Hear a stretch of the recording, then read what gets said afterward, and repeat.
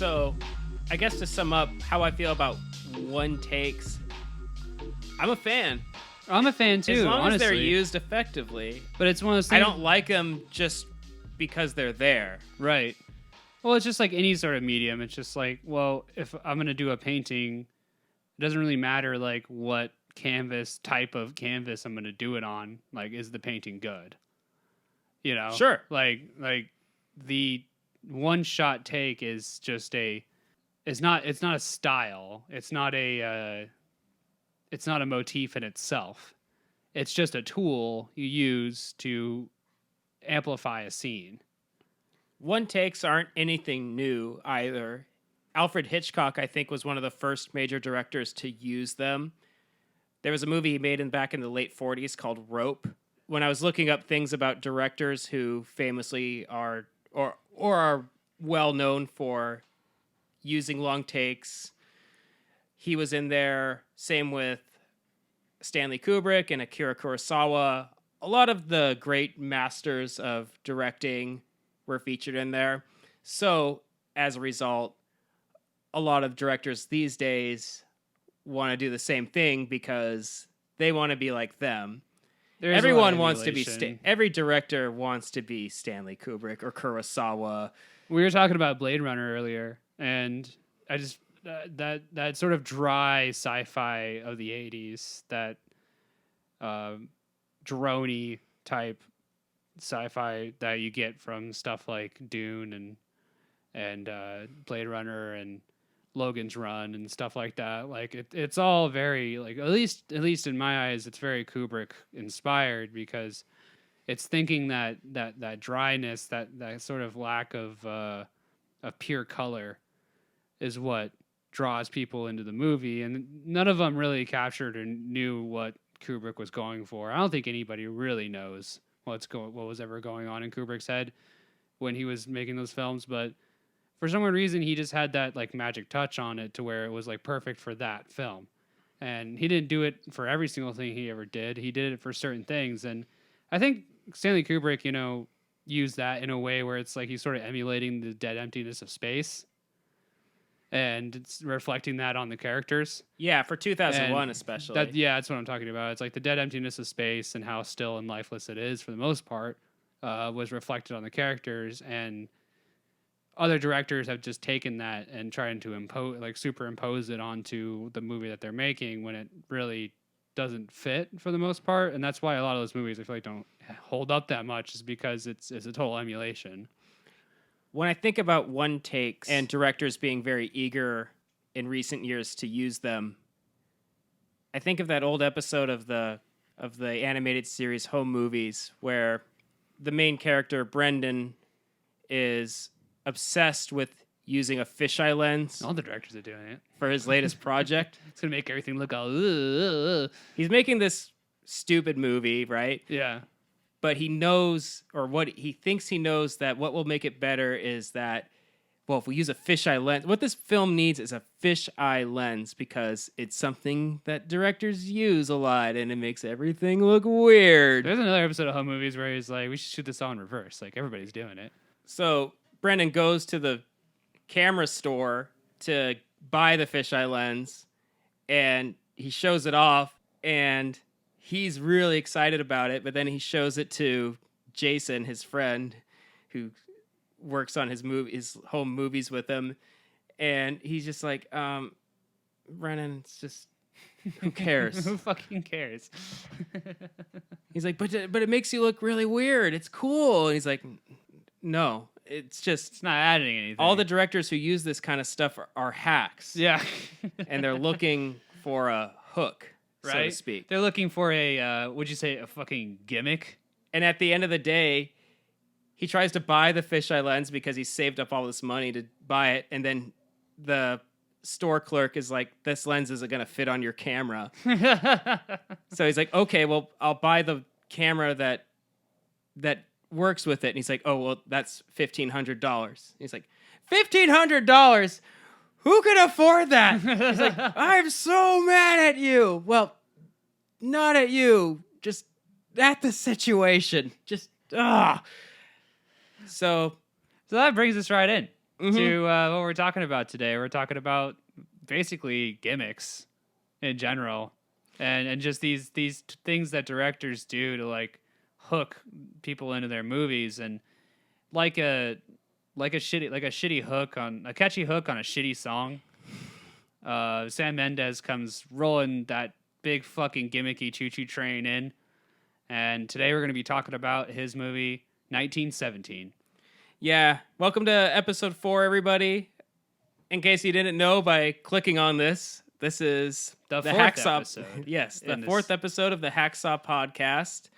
This is the podcast where we talk about the overrated hacks who have really received enormous praise. Just basically everything that's just been like, just praised ad nauseum to the point where it's like, maybe it's true. Well, let's check it out. Let's put this under the microscope. Let me get my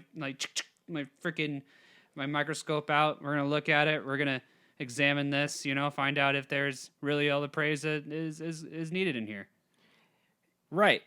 So we're talking about Sam Mendes. He's a director who has a lot of similarities to Christopher Nolan, who we covered on our first episode. They are from the same generation. They are pretty close to the same age. They're both English. They're both English for Right. sure. that They're both was my research.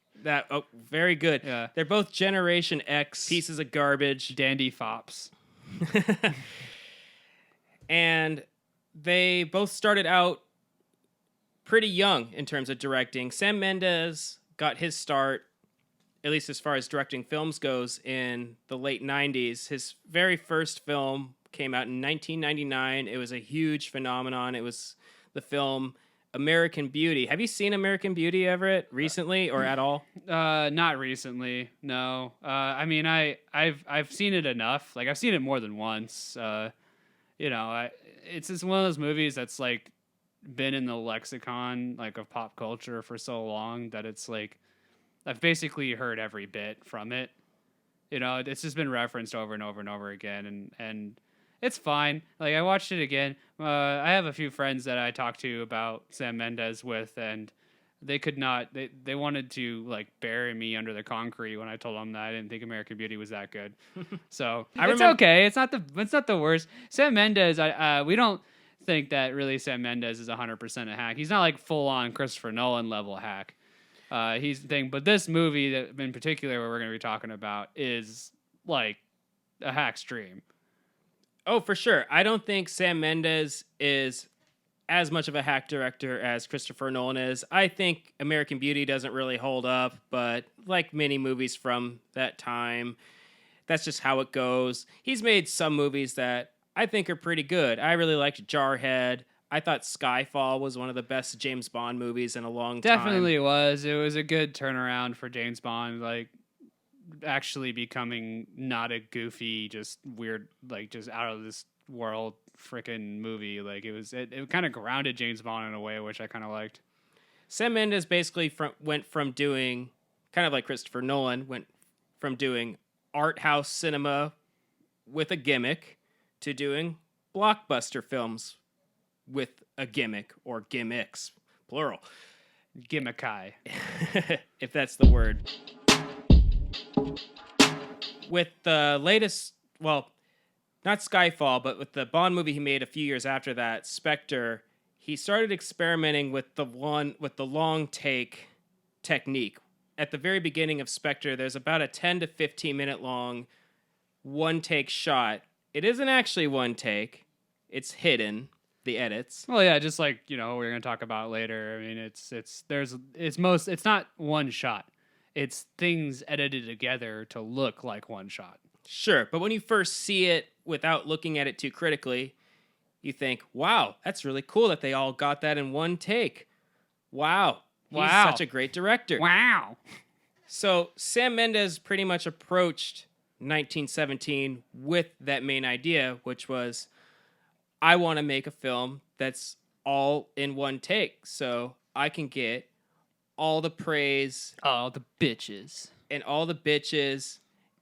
all the awards that come with attempting such a challenge. Because I mean, really, it is. It's like Yeah. like doing the 900 on the skateboard. You know, it's like, you really you get cemented into the lexicon, and it's like something that a lot of directors are sought after to try and achieve, and it's really like it's one of those things that you can do. It's one of the few things you can do with directing like these days. That's like a feat. It's like because movies for a long time, like back in the 20th century and stuff, like it was always like, oh, this is like the first time we've had this many like freaking horses on film at once all riding together. Oh, this is the first time we filmed, at the top of this tower, like like when Tom Cruise in that Mission Impossible movie leaned out of the bridge, the Khalifa building. And it's just always there's not that many feats anymore. The Wiz Khalifa building. The Wiz Khalifa building. I don't know what it's called. I think it's called like the Mia Khalifa. The Mia Khalifa building. The big giant Dubai cock that sticks out. Yeah, Tom Cruise loved the that. giant building, the giant skyscraper in Dubai. Yeah. Tom Cruise was just like crawling all over it, right at home. But there's just not that many like frontiers in film to like really push into. So certain things like this, like the huge one take shots and stuff like that, that's like some of the few things that you can do that still seem like somewhat of a feat, rather than just trying to make a good movie. You're trying to like achieve something. They're definitely really difficult to do, but I would argue that they're much easier to do nowadays, especially if you have a really big budget behind your film, because you can hide cuts with digital effects. Absolutely. With you can also just cut, which is just what happens in this movie. Yeah. So you can just straight up just cut. Like like, oh no, this scene's over with. We gotta move on to something else. So I think to start out, we've already mentioned 1917. I want to say in every episode so far. I have, at least, just because, and I've carpet bombed every episode of this podcast so far with 1917 references, just because, like, and honestly, we're doing this now. We just need to get out of the system. We need to move on. I need to stop doing this. Like, I'm finally getting to it. Just need to purge this out. But it's just one of those things where it's like in the last couple of years, this is the only movie that's really stuck out to me so hard as like, wow, this director is like totally like not giving a shit about anybody seeing him as just a gimmick. Yeah, you all saw this episode coming for sure. We've been telegraphing it for a while. Part of it is 1917, the film. It's something that we were both really looking forward to seeing last year. So excited for it. I think it was our most anticipated event of the last year. I was even excited for the one shot thing. I thought that was even going to be interesting. Sure, we all saw that featurette that played before every single movie you went trailers. and saw in the theaters. Yeah, back when you could go to the movie theaters, it was heavily featured, and it was always the same scene, but it was this.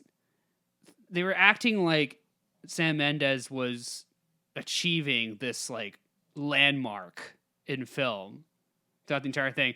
They did a similar. I mean, I'm going to reference Christopher Nolan again here, but like similar to Dunkirk in the very beginning of that, they just played this up like it's the event of the century, and they added all this stuff. For every movie you saw, there was a featurette of it, but there was like nothing but behind the scenes constantly being portrayed. The marketing on this movie must have been insane with how much time slots it took up. I mean, you couldn't get away from it. Right. Part of the reason, too, is we're both pretty big war movie fans, and love a good war movie. We both read a lot about World War I, and we were excited that there would be a new big production, big budget World War I film. Yeah. There's not that many of. There's just not that many World War I films, at least modern ones, No, there's quite a few that came out in the earlier of the first half of the 20th century. Oh yeah. Stanley Kubrick even did a movie called Paths of Glory that was done back in the 1950s. But when you think of war movies, generally you think of, or at least 20th century war movies, generally think of World War II. Yeah. Maybe some Vietnam. Yeah, Vietnam for sure. That's the main, those are the main wars that get covered, because they seem to be the wars that you can tell the most stories from. Yeah, it was the most. Yeah, it's the most documented. Well, I mean, World War I was very heavily documented, but I mean, you didn't have too many survivors left over, I think, and that has a lot to do with it as well. Is that you had people that would come back and write books and talk about it and advise on certain things. And, Well, with World War II especially, I feel Yeah. like that war seemed to have more of a grand narrative behind it. it was easier to put into a movie because you had a clear good and evil. Yeah. You had a clear like Nazis bad, us good. You know, it wrote itself. With World War I, it's a bit different because it's you know, it's more ambiguous on like who the bad guys really were. I mean, there were no Nazis or anything. It was just nations going to war with each other, and it's harder to have like an overarching narrative. So what you have to do when it comes to this is you have to isolate your narratives down to certain people. You have to isolate the narratives. You have to narrow them down into like certain small stories, which is what what Sam Mendes did. Is that he narrowed the scope of the war because it was such a huge, vast conflict. I mean, you just go literally like, 3/4 of the world were involved in this thing, and it spanned across almost every freaking continent. So there's a lot to work with there. So you have to narrow it down into certain stories and certain areas. There's no like landmark areas like in World War II. It's like, oh yeah, we're in Stalingrad or we're in D-Day in Normandy Beach or something like that. It's like you have these like iconic sort of areas to kind of touch on. World War I, there's not really that many of them. Some even argued that like it's even arbitrary to talk about World War I as like a bunch of different battles. Like, I mean, in reality, with how much fighting was going on, it was kind of all one long big battle that lasted 4 years. And that makes it like, I can understand how that can make it somewhat challenging to write a good story, but there's plenty of them out there. But Sam Mendes decided to go with a story that, I think is serviceable. I think the premise of the movie is fine. It's just what he decided to focus on. Right. Well, I tried watching some interviews with Sam Mendes in preparation of this episode about wanting to make this film, and the question that comes up is, well, basically, why did you want to make this film? And he said, well, I was just looking for a new challenge, something I haven't done before. I've done it all. Because I've done so many amazing feats of cinema throughout my career. What is there left to do? I'll make a film in one shot, and I'll make it about World War I because my great-grandfather fought in World War I, and I'll also give myself the challenge of writing the script myself. Yeah, because it was his first script it was the first time he ever actually wrote his own movie, right? Pretty much, yeah.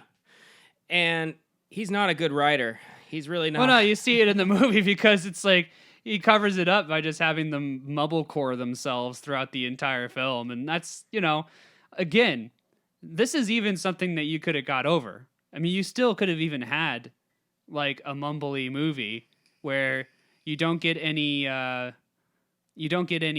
character interaction or character building based off dialogue. You get it more visually. Maybe there's fighting going on to where there can't be that much talking, so they have to use it's more of a body language. It's more of an expression kind of thing. You could definitely hold a narrative up that way, absolutely, but he chooses to like kind of have the worst of both worlds, and you have a mumbly movie where there is no dialogue, like strong dialogue to build characters up, to make you care about these characters, to make you want to see them through to the end or anything like that.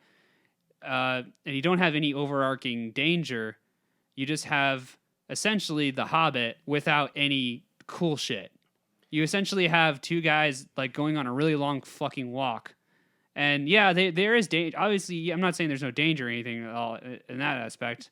I'm just saying you yourself do not feel much of the danger throughout the movie. It's like it's very, very, very lumbering. Well, the film is meant to be very approachable to people who don't know a lot or anything about World War I. And I think that's totally fine. That's because fine, too, World yeah. War I is not something I really learned about in school until I You don't need started. to. You I don't, started you don't having an need to know interest that in it much. on my own. You don't need to know that much, honestly, about the war. I feel like that's arbitrary in a way because the movie's not about what you think about the war. The movie's, I mean, at least that's not what it should have been. It should have been. There's no politics in the movie. There's no politics in the movie discussed. There's nothing like that. There's no them bad, us good, anything like that. It's just we're all here, and that's fine. Like again, there's so many things that are like about this movie that like yeah, you could have all of these things, but when you put them all together, when Sam Mendes puts it all together, they just fall apart because there's no glue to hold anything together. It's just them getting from point A to point B, and the entire movie is just Sam Mendes showing off all of the very interesting and cool sets that he put together. The cool, like little, the cool areas that he built up, the trenches and stuff like that, the places that they look cool. I'm going to say that right out of the gate, too. The cinematography in this movie is fantastic, you know? Oh, yeah. But the cinematography is just one aspect of a movie. You need a lot more than just a pretty movie to make it impactful. Right. And I would say back when he said this movie's not political at all, I would slightly disagree. It's just the politics aren't really a focus at all. I'd say the main political primary focus. Yeah. There's the main political message of this film is war is bad. Okay, yeah. If you do war, it's pretty bad. You're bad, Kelly.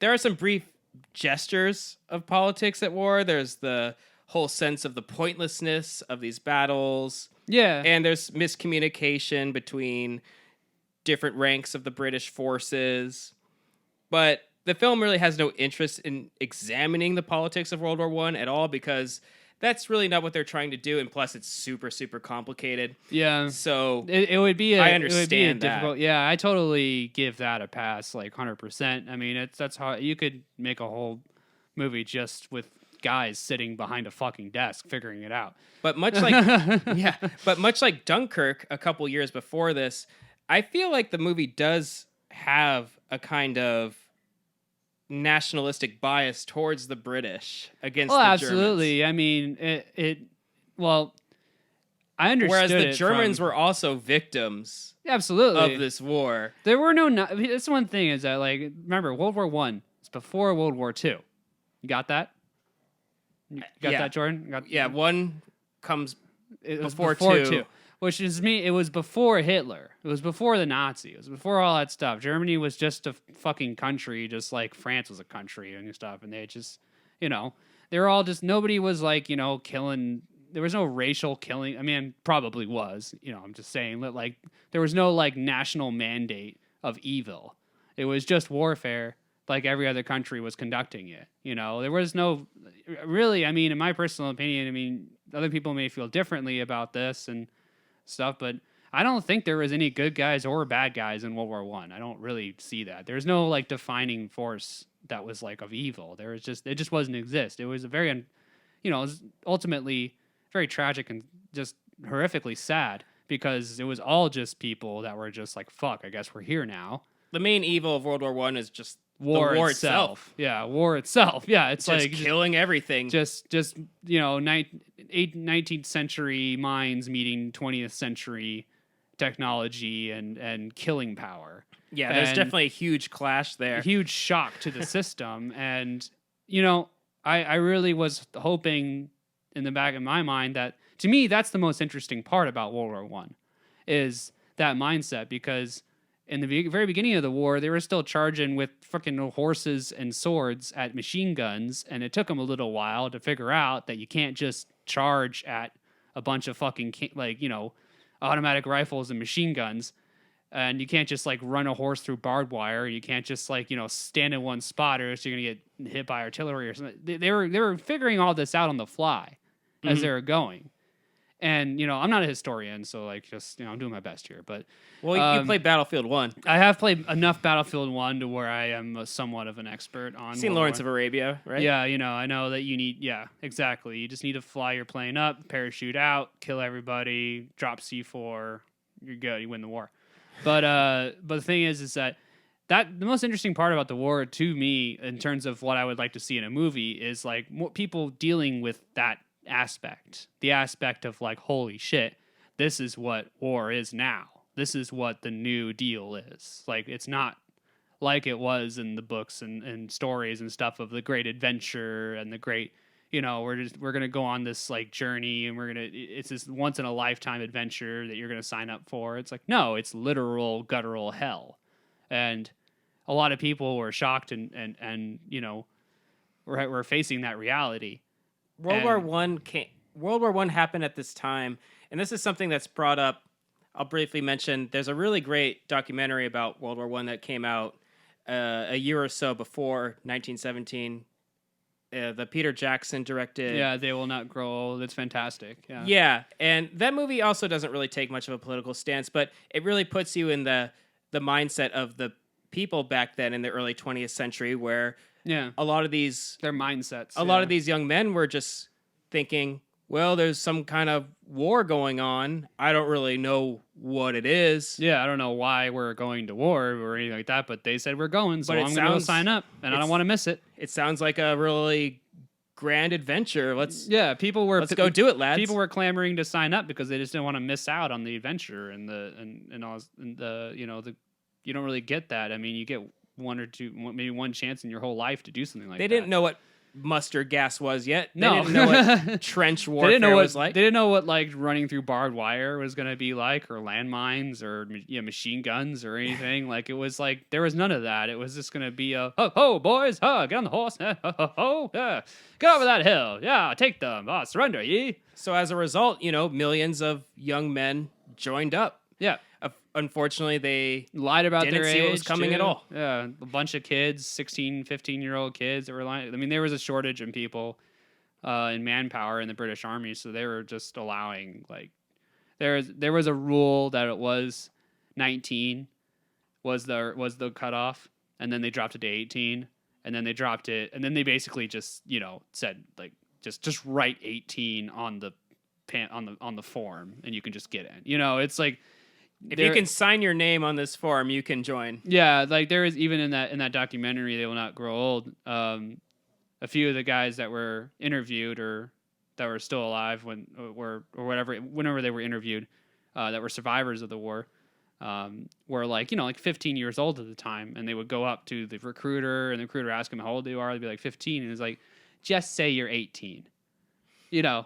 Why don't you walk out of the recruitment office, come back in, and tell me you're 18. Right, just so we can put that on the record. Just so we can put that on the record. And like that's what was going on. And then you send all these kids there, and it's just a war of annihilation. And this movie just does not. I'm not saying it had to. Like this, it's not like Dunkirk where it was like completely whitewashed to the point of where it's like the movie resembles nothing of what that event actually was like. It also doesn't even go into the horrificness of the actual event. It basically like sugarcoats the entire thing to a point of, I'd say, just offensiveness. Mm-hmm. I'm not even British, and I was still offended by it. I was just like, man, those guys got fucking Christopher Nolan disrespected the shit out of those people that were there. But the Sam Mendes kind of dolls this one up even still. Like, there's a small section of the movie in the very beginning where they first set out on their journey, because the whole premise of the movie, if you haven't seen it, is that spoilers, by the way. We're gonna be, if you haven't seen 1917, just gonna say spoilers up ahead. Also skip it. Or don't watch it. Yeah, don't watch it. It's boring. It sucks. It's a bad movie. It's you'll fucking fall asleep. I swear to God. It's not fun. It's not deep, or it's not like the brooding, deep thinking film at all. It's very shallow. It doesn't touch any chords. It doesn't bring up it doesn't address anything. It doesn't say anything. It doesn't do shit. It's about as exciting as around. I'll say it's about as exciting as watching a let's play. Let's say a video game streamer on Twitch or YouTube just doing a let's play of a war game, but he's not doing any commentary over it, and you're just watching. I'd say it's like, well, I was talking about you earlier. It's 2 more hours. of like watching a guy play Microsoft Flight Simulator. Oh yeah, It's like, can you imagine that? Like, no commentary, just him just flying a fucking like single engine plane over a city. You just watch that for 2 hours, Like that's essentially the same feeling you get from this movie. And there are some like kind of faux, I guess, exciting parts, but they're always coupled with like the dumbest shit. Well, like you said a few moments ago, the thing that stands out the most about this movie Very beginning of the film is the cinematography. Yeah. Sam Mendes has a penchant for choosing really great directors of photography to work on his films, and this started from his first movies like American Beauty and Road to Perdition, where he gets this great cinematographer who worked on movies such as Cool Hand Luke to and really Butch Cassidy and the Sundance elevate Kid, the material that's there. Starting with Jarhead, he started working pretty heavily with the very great and famous, and rightfully so, Roger Deakins. And I've said this before in the Christopher Nolan episode. Look, just get this guy to photograph or to be behind the cinematography of your film. It's going to look great. If I made a movie of my own with no real story or structure in mind, but somehow got him to be behind the camera, you could like you'd win some film festival. I'm sure it would be nominated at You'd the have all those Sundance little- Film Festival. You'd have all or- those like dumb shit fucking like golden feather wings around all your on your movie poster, those like award things. It's just like it's like Oklahoma City Film Festival runner up or Sure. something like that. Like So you get someone who's super talented to create the whole visual look of your film. It's going to turn out great. If you don't have a great story or anything underneath it to support the visuals, though, you're left with an ultimately hollow experience that leaves you frustrated and sort of pissed off after it's over. And that's pretty much what happened here. the premise of the movie is that these two guys are tasked with delivering a message to a separate company of soldiers, and they have to traverse through enemy territory to get there. And the message is basically to tell them, the other company, to don't attack the Germans because the Germans are waiting for you and it's going to be a massacre. That's the whole premise of the movie right there. They get the message and they send two guys on this one mission to traverse the land and get to the other company.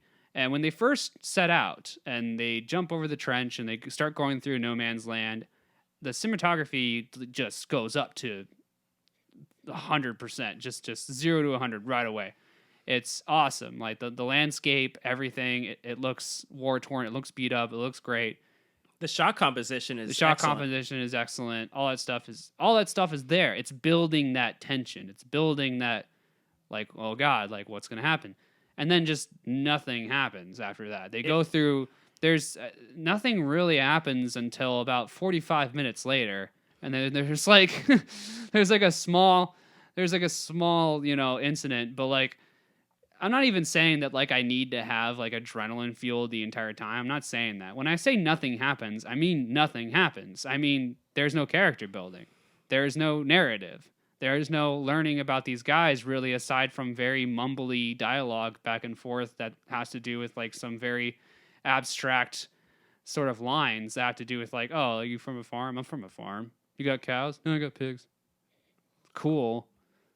Well, I'd Yeah. just say the film just flatlines. Things just happen It just dives randomly. It's just there's no build up or payoff to anything.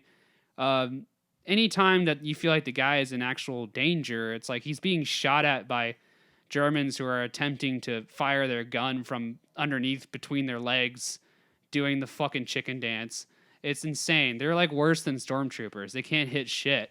They're standing there. Like I was like, yeah, like I like all the Germans' tactics for like trying to kill this one guy is just running at him wildly, shooting their gun in like wild positions, like just all over the place. Like it's like they just stood still and aimed and shot him, it'd be fine, but then the movie would fucking end.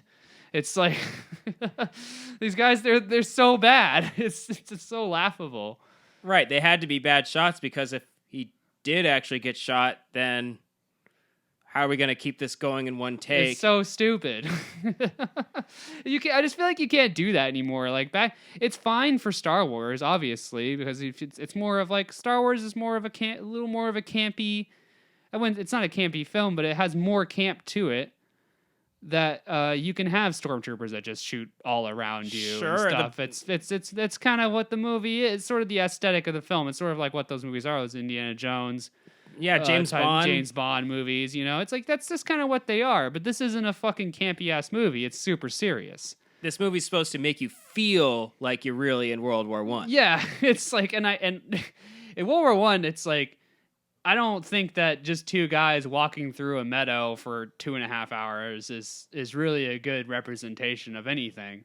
Mhm. Like there, and then there's like, it's weird. It's like the first half of the movie, they spend all this time building this tension, having these great sets, and then like the quality of the sets, like halfway through the film, just like drop off hard, like real hard. They get to a point where he's in like a ruined city.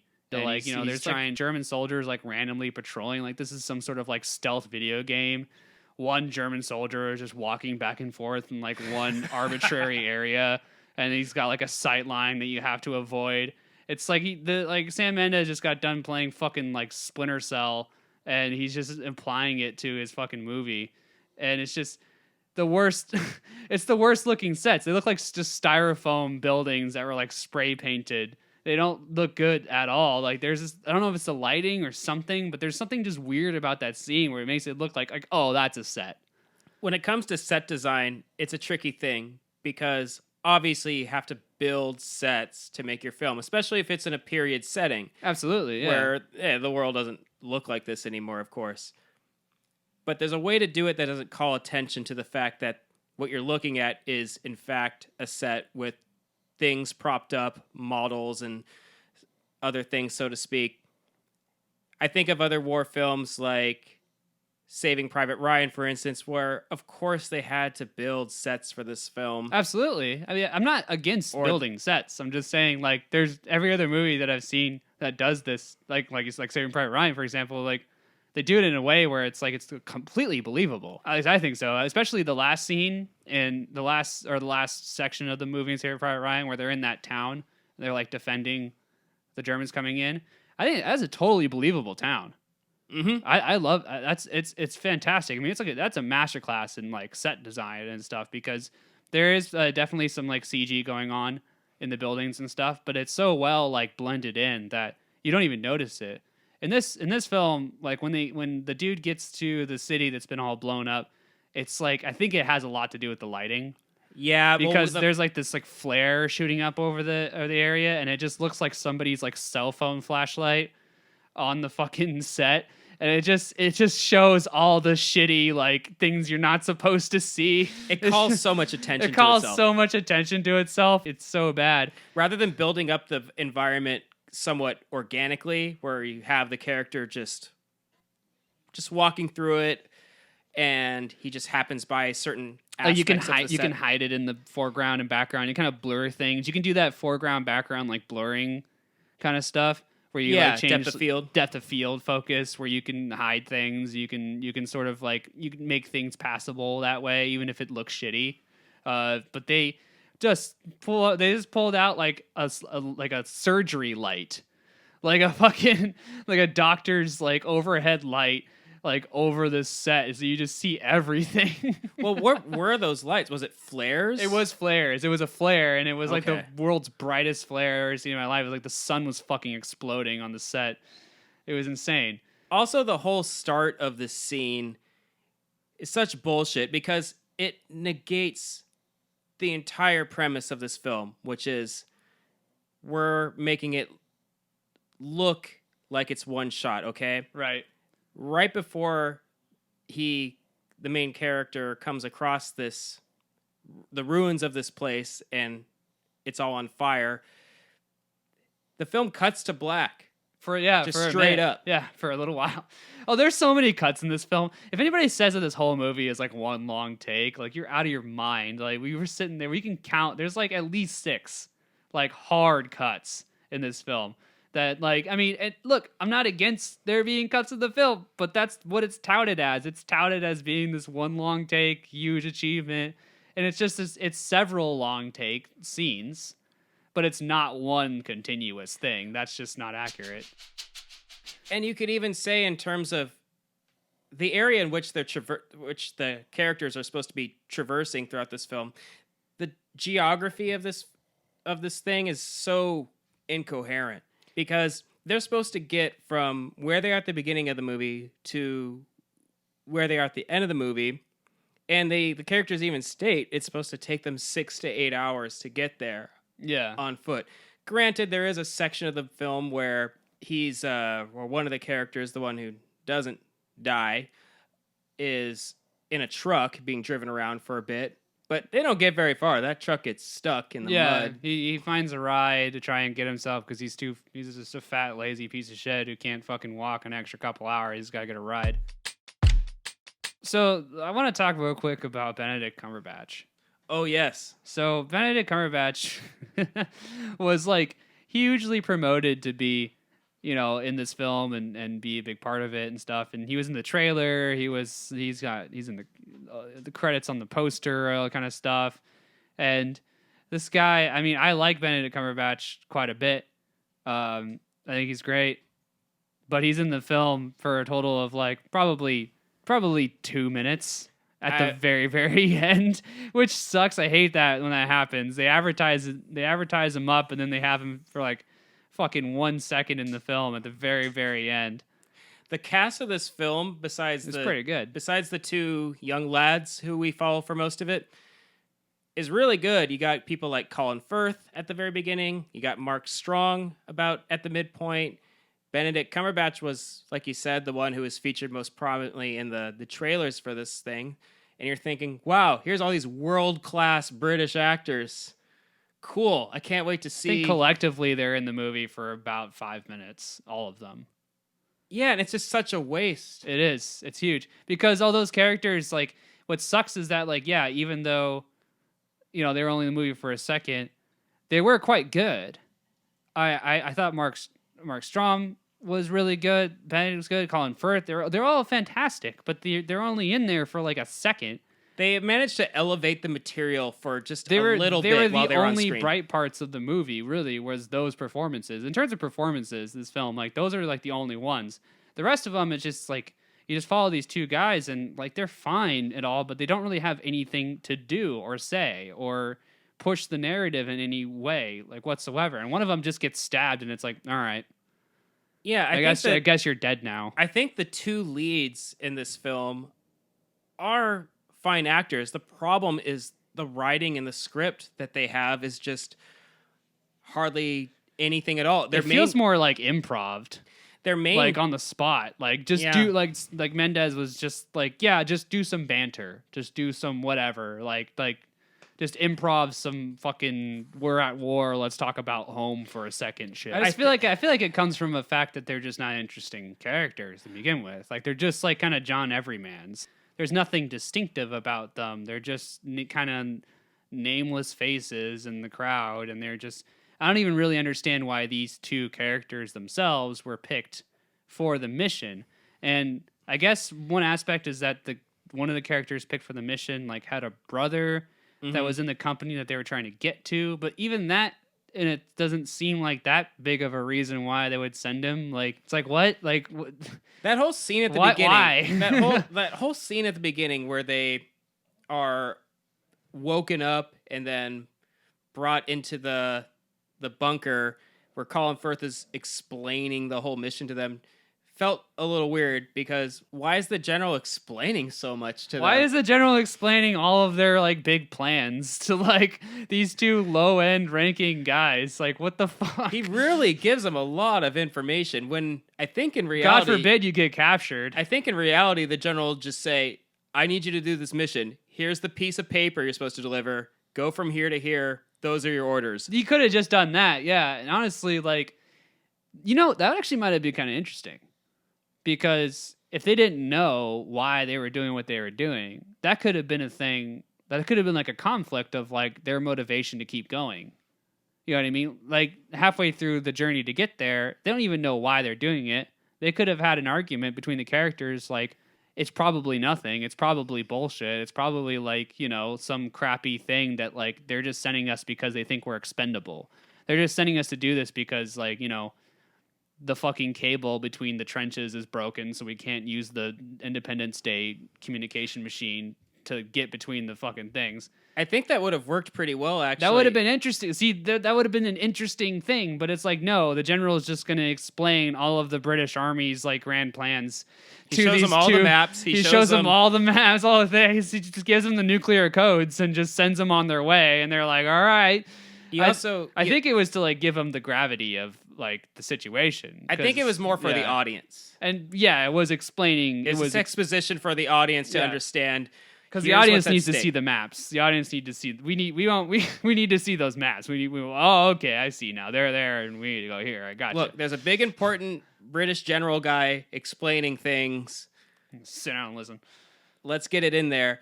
And you also don't really get any sense of what these guys have been through before this mission. Yeah, you just find them. You don't get any like prologue whatsoever. Are they weary from any of the war so far? They're fine. Like they're totally clean. They don't have their clothes are fine. They're just sitting under a tree, sleeping. Did they just get recruited or what's up? Like who? Like you don't get anything from these guys whatsoever. Like at least, that's one thing. Another war movie with Mel Gibson, The We Were Soldiers, about Vietnam, like the first guys to go into battle in Vietnam, which is a fantastic film. They do something very interesting where they start the movie and most of the first act of the film, they haven't even left for Vietnam yet. Mm-hmm. They're just living on the base or living in the neighborhood that's like attached to the base or whatever like that. So you get to know like all these guys, like wives and kids, and you know that they all have families. You've met their families, so there's a lot more gravity and weight when they're in the battle. That there's a lot more riding there because there's people that care about them. There's people that know that they're out there and that are heartbroken to hear that they were killed or something like that. There's something there, to like make you care about the characters. And it's just two fucking slaggy fucking Slavs just fucking a couple of chavs just like squatting under a tree get told they have to go fucking run from one end of the area to the other, and that's it. There's nothing tying these characters to the audience whatsoever. So if you've seen the trailer for this film, the main shot, I'm sure you remember, is the big long shot where what's his name? I think it's the character's name. Yeah, the character's name. I only know his name Schofield? is Schofield. The other one, I don't know his name. And I guarantee you, like, you like watch this movie with your friend and then immediately afterwards ask him what the names of the fucking main characters are and like watch him struggle. Yeah, I couldn't do it. Actually, just watched it. But just finished watching it. It's like, I don't fucking know. So there's the trailer shot, which is it's him going up over the trenches as everyone charges. Yeah, he's running past him. There's all these explosions happening in the background. That's supposed to be the big moment, the big money shot. The big money shot, right? The kerplunk. But it's over so fast. Yeah, it's done. Yeah. He immediately goes whoop, jumps right back into the trenches, and he's like, I'm going to go see Benedict Cumberbatch now. I got to go see Benedict Cumberbatch so we can end the movie. So we can just get this over with. I gotta go. Mr. Cumberbatch is supposed to tell us when the movie's over. So he goes in there and he says, "Sir, I have orders that you need to call off this charge." And he's like, "No." And he's like, "Really? You need to read it." And he's like, No. "Okay. Okay." And he looks at it and goes, "All right, we'll call off the attack." And then they call off the attack. Credits. And then, well, not quite. He meets up briefly with the brother of his companion who died earlier in the movie, and says, "Oh, I knew your brother, and he died, and I'm sorry." Great acting by the character's brother that he meets up with. Like, by the way, I thought he had like one tiny little scene, and that was great. He did a good job. I did like that little bit of subtle acting where Schofield, or whatever his name was, didn't really tell him that his brother died, but he gets it. Yeah, he gets it. Yeah, You know, you see his expression change from kind of a joyous saying, "Oh, you knew my brother?" And then he's like, "Oh, Yeah. he's not here." he did. Oh, well, He did. this war sucks. Yeah. Anyway, I guess try and get some food and rest while you're over Yeah. here. And No, he did a great job. That was a great scene. yeah, unfortunately, it's way too little, way too late. Yeah, because like the movie ends right after that, and it's just like, all right, cool. Another aspect that really bothered me was that this whole mission was like really time sensitive. They had 8 hours, or they had until like the next morning or something like that to get the message to the other guys to tell them not to attack. So they were under like a time crunch, right? And Mhm. so like, I love how like most of the movie they're just kind of like walking slowly, fucking like, oh look at that, look at that tree over there, that something. And oh look, oh there's berries here. Oh, isn't that cool? Like, there's berries here. Oh, let's pick some berries and stuff. And then like, oh, let's stop at this farm and have some milk. Oh, that's cool, Like they're just like taking their like sweet ass. There's like no sense of urgency to like get this done whatsoever. We'll just take every single scene of them getting to a new set or getting to a new area that they're probably Sam Mendes is really proud of. Is like they have to stop and take a break and take a rest because you got to use the set. You gotta use the area. You gotta let everybody get a good view of the whole thing. So like every single scene is them just like resting on this like time sensitive thing. And then when he gets to later, so his partner gets killed and he has to continue the mission on his own. And he gets to the part where he's at this ruined city and he's just sort of like slowly walking through this city, like not booking it at all until he starts getting shot at. But it's just such a lack of urgency throughout the entire thing and stuff until like right at the very end he gets there and then they already started the attack. So the whole first wave of guys is like just running to their deaths. And he's just like, oh shit, now I have to go. I don't even talk about the fact that like if I had just not stopped and ate berries, if I had just like stopped and like picked like fucking filled up my canteen with some weird milk, or if I hadn't stopped to like just sit on my ass for a bit, maybe I would have got there like 5 minutes earlier and these guys wouldn't all be dead. Like a lot of the movies that we talk about them because we feel more than anything it's a waste of potential.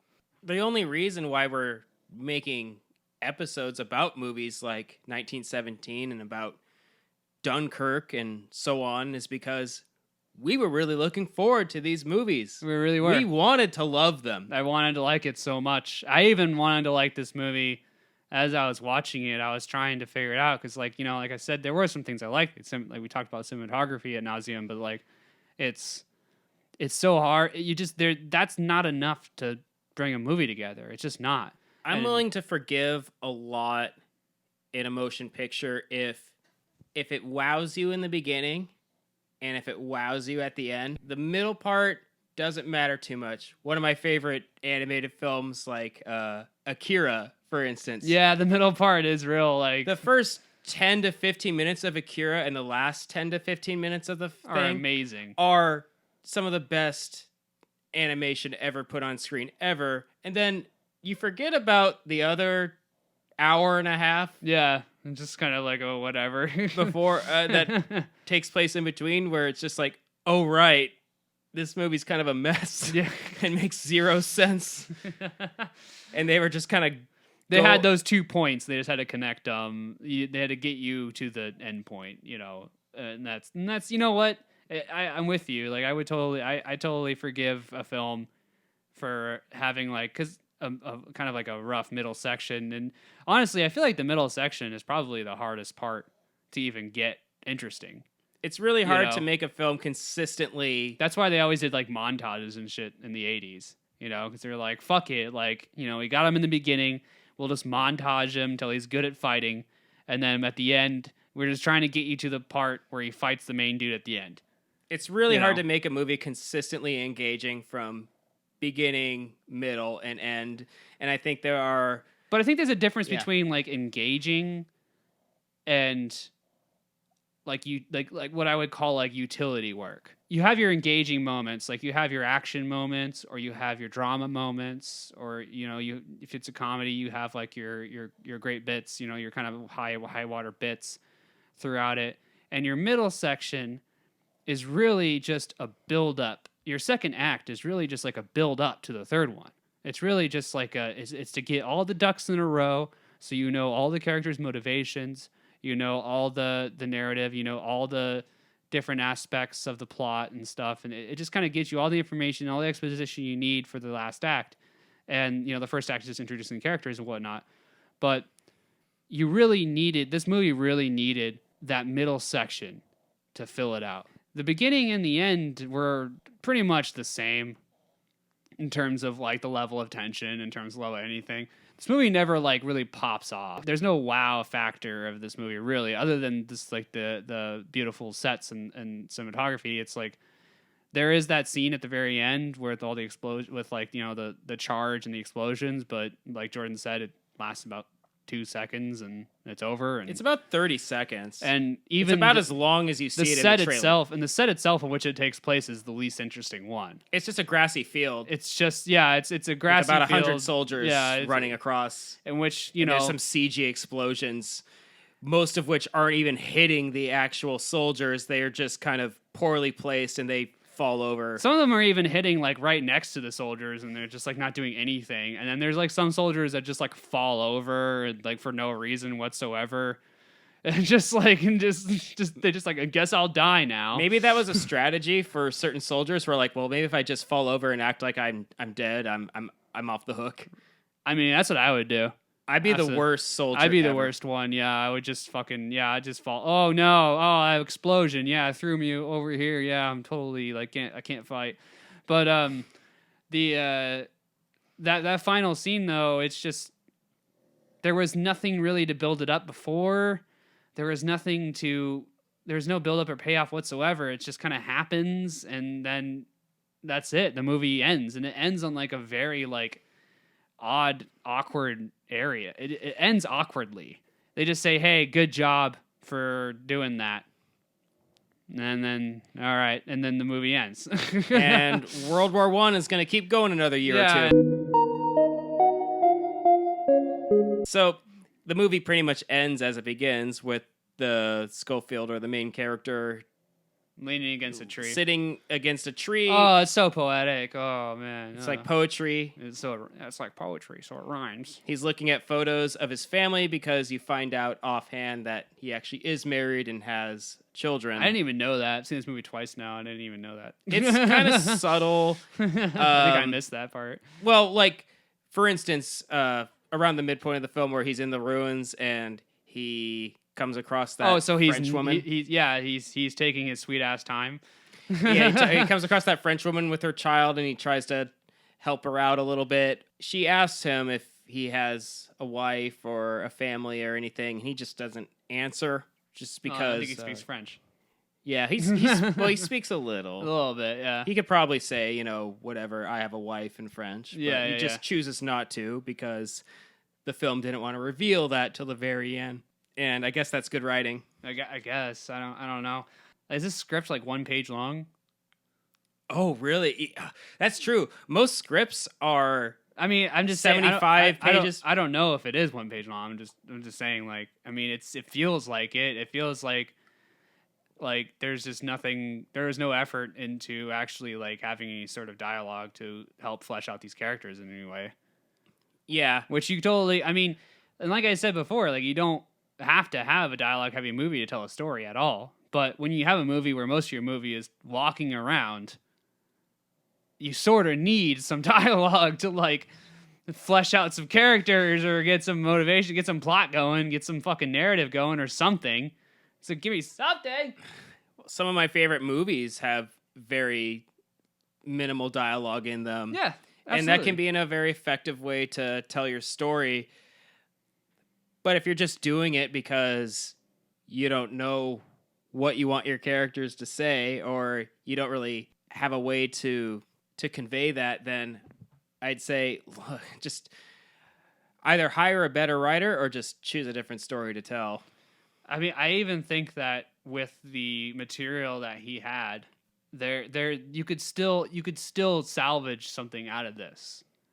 It's just there is just no effort taking into that, and I think that maybe we don't know. I wasn't there or anything, but like maybe like he was so preoccupied with the whole long take situations that his actual film like fell by the wayside. He probably got so preoccupied with like the gimmick that he let basic like movie archetypes just kind of fall away. It just seems like an experienced director and a completely unexperienced writer, which he is, but I mean, it just shows so hard.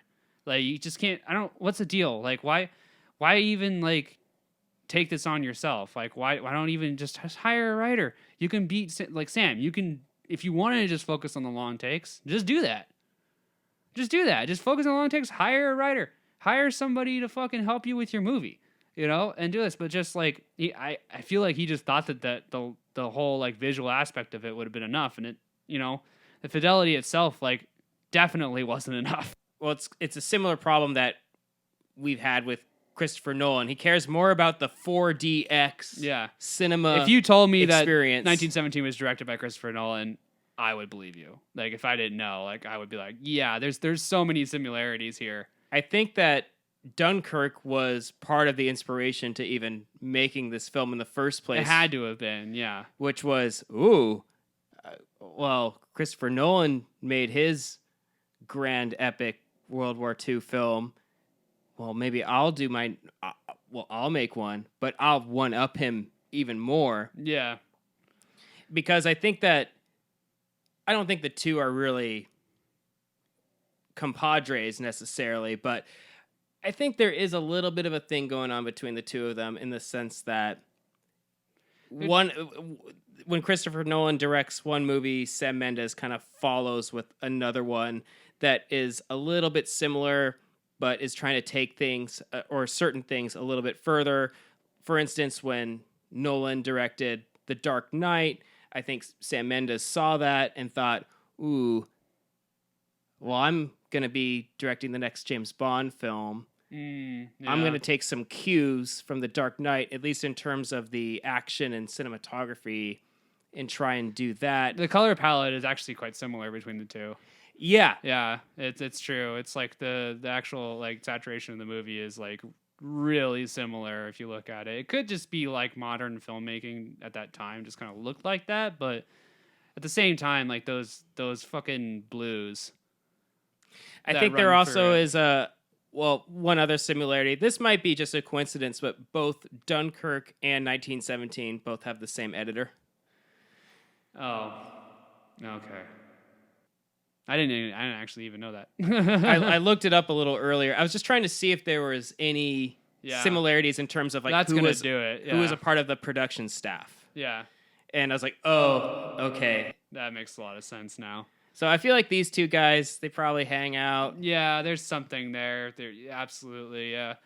Well, so, in summation, it's just, if you want to watch a movie where it's like a visual representation of a grown man jerking himself off on camera to the point of where it's like he's so goddamn proud of it, it's not even sexual at that point, then please, by all means, enjoy 1917. It is masturbatory on a grand scale in all the wrong reasons. Right. Or if you want to watch better World War I films, watch Lawrence of Arabia, watch Paths of Glory. It's worth it. If you got the time, watch Lawrence of Arabia. It's awesome. Watch A Very Long Engagement. All these films have been made. Paths of Glory and Lawrence of Arabia are pretty old now, but they're all really, really well made. And check out They Will Not Grow Old. Oh yeah, on HBO, because essentially what it is like it's a bunch of footage from like old timey footage from World War I that's been like remastered and colorized, and they've been like soundscaped and stuff. Like it's insane, and it's really awesome. Like, I mean, to me, like that's a feat. Right. feat. Like they were able to take like grainy, like hand cranked film footage and colorize it and slow it down so it's not that weird like jerky like speed that like those old films are always in. It's like, and add like sound effects and voices and stuff to it and like really just like bring it like to life. So it's like if you wanted to know like what it looked like to be in that war, like what the front actually you can see it in like full color. It's amazing. And Peter Jackson just hit it out of the park with that. Oh, absolutely. I think Peter Jackson, I have some mixed feelings about some of the movies he's made post Lord of the Rings. Yeah, we all do. But he's definitely way less of a hack. I don't think he's a hack at all. I don't think Peter Jackson's a hack whatsoever. We're not going to do an episode about Peter Jackson. Yeah, no, absolutely not. No, I think that he's a very good filmmaker. But you know, and it's more of a. I think it's more of a case of like, look, they can't all be winners. Oh yeah, You know, it's just they're not all great. Even Sam Mendes himself even has some good films under his thing, and we're not gonna give him the full hack that we would give to like Christopher Nolan and stuff. But it's just this film is like, it's pretty. It's just completely unacceptable. I think like it's bad to a point where I will not be watching any more Sam Mendes films after it. Like, I'm not going to be like, I was like, okay, all right, no. Yeah, probably not. It's a big nope for me. Like, I just think that part of why we wanted to focus on this so much too is just, look, if the feedback or the critical response or audience response to this film was more on the mediocre side, if it wasn't as universally praised as it was, we wouldn't be probably wouldn't even do an episode on doing it. this whole episode. It's just the fact that it's really hard to find any kind of negative or even critical response to this film at all, when I feel like the flaws of it are just they're just there. They're so blatant and blaring. Yeah, it's hard to miss them. Yeah, it was rough. Because like I remember like when we saw this in theaters, I like in like the first like 10 minutes, I just like leaned over Jordan. I was like, "This is gonna suck." I remember like the first scene or so, even before they even got to talking to Colin Firth's I was character. Like, this is gonna fucking suck. You're just like, this is really bad. Yeah. And I was trying to be optimistic. I was eating my popcorn, my free birthday popcorn. I was sitting back. I was enjoying my giant beer. That was on your birthday. Happy birthday, Jordan. Here's this shitty fucking movie. You know, I'm just like, well, maybe it'll get better. You know, it's all good. Yeah, it's all good. It's cool. It's like, no, this is going to be bad. And then I just kept sinking further and further down into my seat as it kept going. By the end of it, we both left just pissed off. Yeah, it was so fucking bad. And well, we're definitely gonna have to make a podcast episode about this one. Oh my god. All right, well, I think that's gonna do it. We will be back with something different next time. We're gonna try and get out of the whole war theme. You know, I feel like we've been digging that into the ground. We're gonna try and switch gears up here with the next episode. Yeah, for episode 5, we'll definitely have something different.